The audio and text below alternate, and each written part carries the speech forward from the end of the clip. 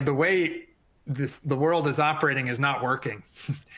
We are really, really straining the Earth's natural systems. And it's not going to work going forward. It has to change. And what's heartening, universities have played a leading role, I think, for a long time. But companies do too, the good companies.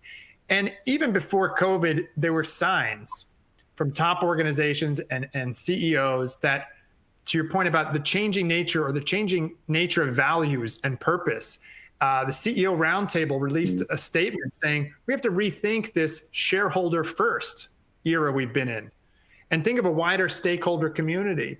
So that's coming from the leading companies in the world. And you see other CEOs making similar statements. We have this United Nations, the Sustainable Development Goals. There's an interest and focus on ESG, which had been happening before COVID.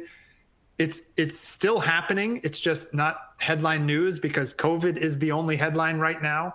But like I said, these good leaders are already still saying, I wasn't, making it up when I was talking about our commitment to sustainability in January or November. We're still serious about that. And when we come out of COVID, we will show how serious we were.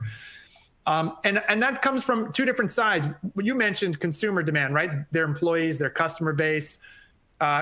People want things done differently. And the investor side, the big money is moving there too, where they're demanding, take it on the building side.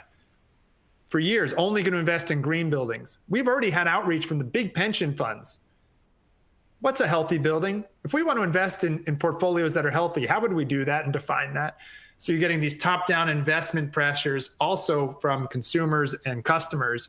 It's inevitable, at least to me, that this is it's the right way forward for sure. And it's inevitable that good businesses, the ones that survive and thrive, will also be marching in lockstep on that movement.